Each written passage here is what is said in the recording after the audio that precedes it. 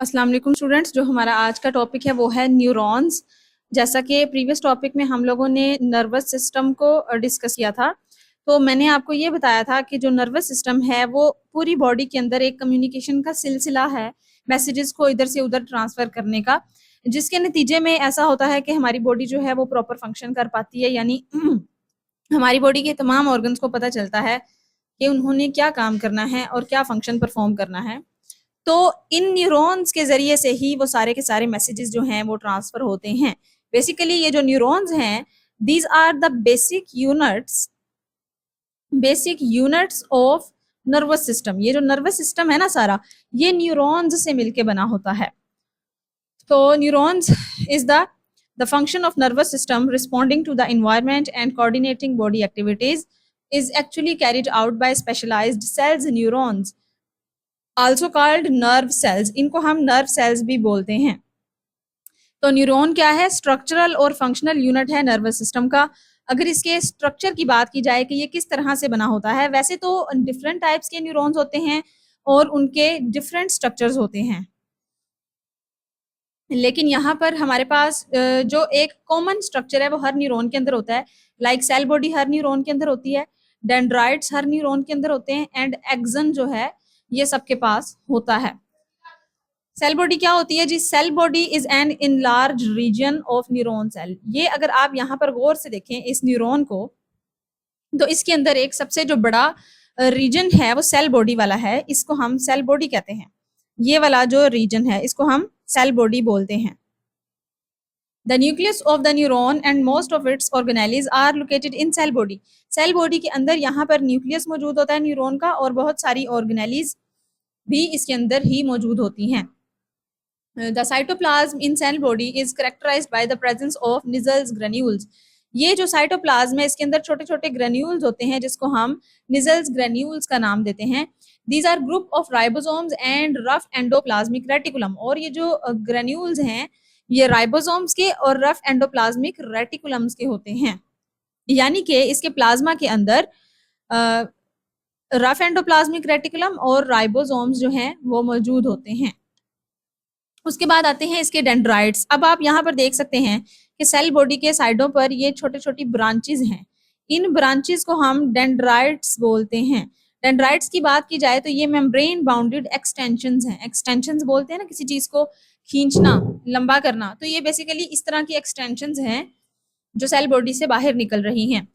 ये डेंड्राइट्स जो हैं ये इंफॉर्मेशन को रिसीव करते हैं फ्रॉम अदर न्यूरॉन्स और अदर सेल्स। बेसिकली न्यूरॉन्स काफी सारे आपस में जुड़े होते हैं, बिल्कुल इसी तरह जिस तरह हमने पढ़ा था कि किडनी के नेफ्रॉन आपस में जुड़े होते हैं। तो ये जो डेंड्राइट्स है यही वो ऐसा पोर्शन है कि जहाँ पर जो तमाम न्यूरॉन्स हैं आपस में जुड़ते हैं और एक दूसरे की तरफ इंफॉर्मेशन जो है वो ट्रांसफर करते हैं। तो डेंड्राइट्स वो वाला पोर्शन है जो इंफॉर्मेशन को रिसीव करते हैं दूसरे न्यूरॉन्स से। They convert the information into nerve impulse. इसको नर्व इम्पल्स में ट्रांसफर करते हैं and carry it toward the cell body, और सेल बॉडी की तरफ भेज देते हैं। ठीक है, ये डेंड्राइट्स के पास इंफॉर्मेशन आई और यहाँ से मूव होके सेल बॉडी के पास चली गई। फ्रॉम सेल बॉडी से जो नर्व इम्पल्स है वो कंडक्ट होती है अवे अलोंग एन एक्सन। अब ये वाला जो पोर्शन है ये एक्सन है। नीचे वाली जो एक लाइन नजर आ रही है आपको, जितनी भी ऊपर से इंफॉर्मेशन आती है वो एक्सन के ऊपर यानी नर्व इम्पल्स की सूरत में ट्रांसफर हो जाती है।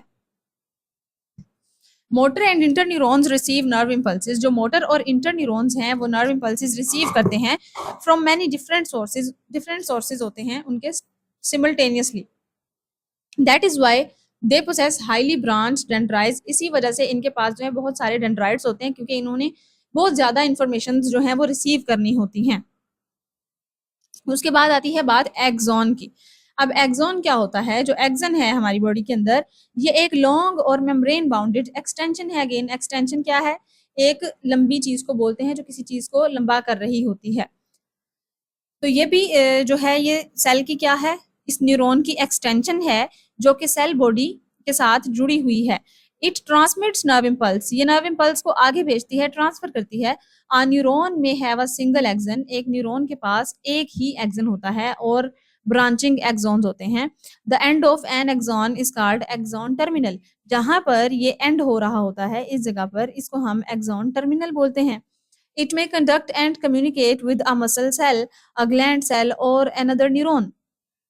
अब यहाँ पर उन्होंने बताया है कि इन्फॉर्मेशन आएगी सबसे पहले डेंड्राइट्स के ऊपर, डेंड्राइट से सेल बॉडी के पास जाएगी, सेल बॉडी उसको नर्व इम्पल्स में ट्रांसफर करेगी और उसको एक्सॉन के ऊपर से इस तरह जंप करवा के एक्सॉन टर्मिनल के पास भेज देगी।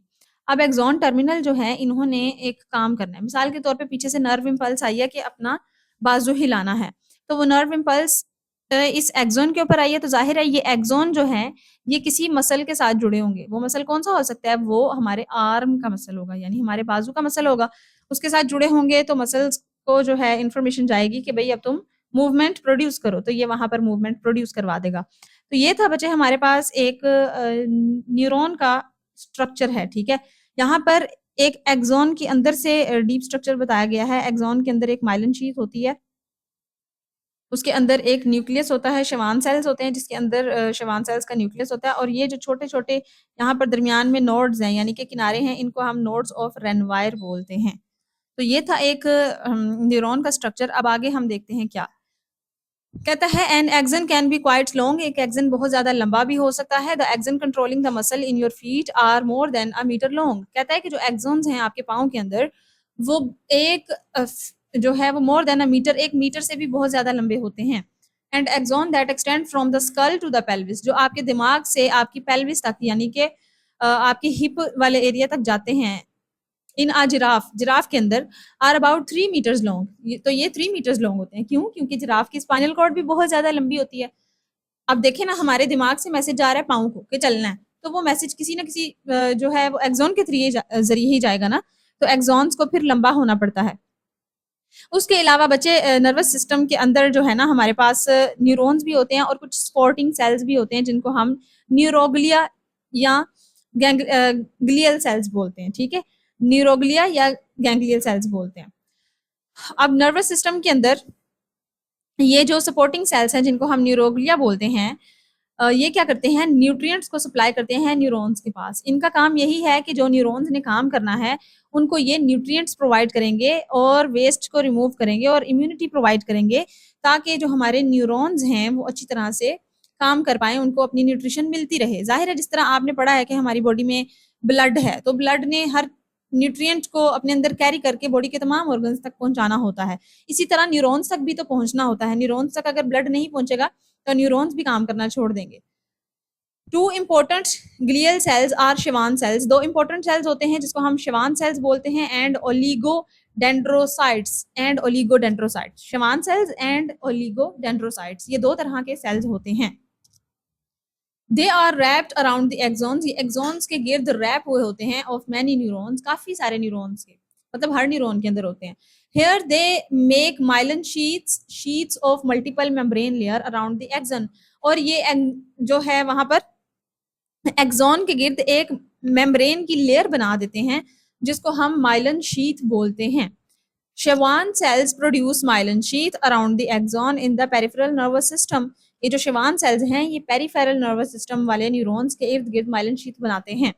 और जो ओलिगोडेंड्रोसाइट्स हैं ये सेंट्रल नर्वस सिस्टम के अंदर जो हैं वो माइलिन शीथ्स को प्रोड्यूस करते हैं। अब आप पूछेंगे कि पेरिफेरल नर्वस सिस्टम क्या होता है, तो हमने पढ़ा है ना कि एक सेंट्रल नर्वस सिस्टम होता है और एक पेरिफेरल नर्वस सिस्टम। जो सेंट्रल नर्वस सिस्टम है उसके अंदर हमारा ब्रेन और स्पाइनल कोर्ड आता है। जो पेरिफेरल नर्वस सिस्टम है वो हमारा तमाम जो है वो उसका न्यूरॉन्स वाला पोर्शन है जिसके अंदर हमारे तमाम न्यूरॉन्स होते हैं। उसके बाद कहते हैं myelin sheath is an insulating covering. अब ये एक इंसुलेटिंग कवरिंग है। इंसुलेटर का मतलब ये होता है कि उसके अंदर से करंट पास नहीं हो सकता या कोई भी इम्पल्स पास नहीं हो सकता। जैसा कि मैंने आपको पहले बताया था कि ये जो नर्व इम्पल्स होती हैं ये भी एक करंट की सूरत में हमारी बॉडी में होती हैं। तो माइलिन शीथ वहां पर इसलिए बनी होती है एक्सॉन के ऊपर कि वहां से जो नर्व इम्पल्स है कहीं मूव करके बाहर ना चली जाए, इसलिए वहां पर ये मौजूद होती है, इंसुलेटर का काम करती है। It helps in the fast transmission of nerve impulse along the axons, जिसकी वजह से क्या होता है कि नर्व इम्पल्स कहीं भी बाहर मूव नहीं करती और फास्टली जो है एक्सन के ऊपर मूव कर लेती है। The neurons which have myelin sheath around axons are called myelinated.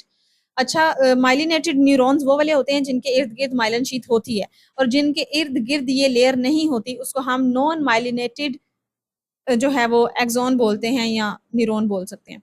In the CNS central nervous system के अंदर माइलिनेटेड एक्सॉन्स में एक व्हाइट मैटर, ये एक व्हाइट मैटर बनाते हैं, and the non myelinated dendrites and cell bodies में एक ग्रे मैटर, ये एक ग्रे मादा बनाते हैं, यानी कोई फ्लूइड लाइक मटेरियल बनाते हैं। In the peripheral nervous system both myelinated and non myelinated axons are bundled together.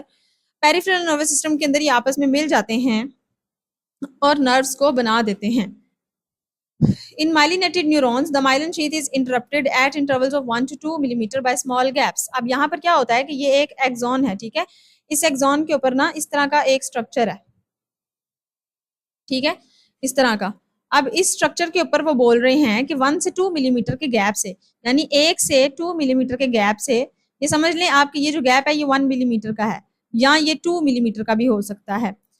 तो 1 से 2 मिलीमीटर के गैप के अंदर छोटे छोटे नॉन माइलिनेटेड इंटरप्शंस होती हैं, यानी रुकावटें होती हैं। ये वाली जो रुकावटें हैं इनके ऊपर माइलिन शीथ नहीं होती, ये वाली जो रुकावटें हैं इनके ऊपर माइलिन शीथ नहीं होती, इसीलिए हम इसको बोल रहे हैं कि ये नॉन माइलिनेटेड पार्ट्स हैं।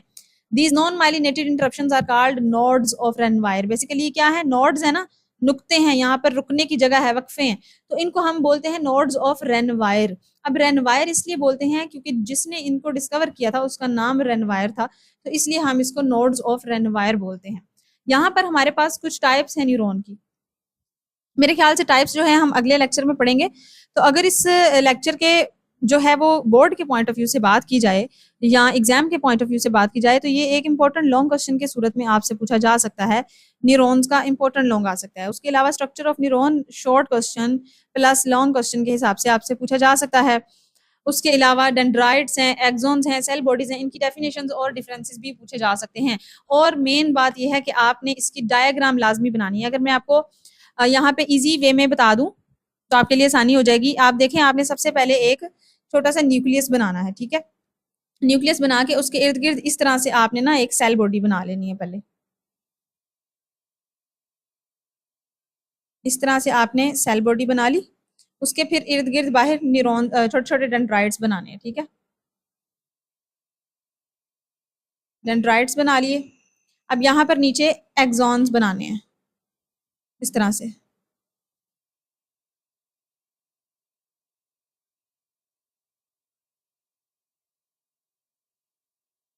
ठीक हो गया। और फिर आपने नीचे जो है एक्सॉन के टर्मिनल्स बना देने हैं इस तरह। तो ये आपकी एक बेसिक सा ये एक स्ट्रक्चर है, ठीक है, फिर आपने इसको लेबल कर देना, ये आपकी डायग्राम हो जाएगी। उसके बाद यहाँ पर जो है एमसीक्यूज में ये आपसे ये पूछा जा सकता है। उसके अलावा सपोर्टिंग सेल्स हैं, ये आपसे सपोर्टिंग सेल्स जो हैं ये आपसे शॉर्ट क्वेश्चन के तौर पे पूछा जा सकता है। उसके अलावा न्यूरोग्लिया है, ग्लियल सेल्स हैं, इनकी डेफिनेशन पूछी जा सकती है। शवान सेल्स और ओलिगो डेंड्रोसाइट्स में डिफरेंस पूछा जा सकता है। माइलिनेटेड और नॉन माइलिनेटेड पूछ लेंगे। व्हाइट मैटर और ग्रे मैटर भी आपको पता होना चाहिए एमसीक्यूज के लिए कि ये क्या होता है। नोड्स ऑफ रेनवायर एक इंपॉर्टेंट शॉर्ट क्वेश्चन है, इसकी डेफिनेशन भी आपने याद करनी है। तो फिर मिलेंगे इंशाल्लाह एक नई वीडियो के साथ, तब तक के लिए अल्लाह हाफ़िज़।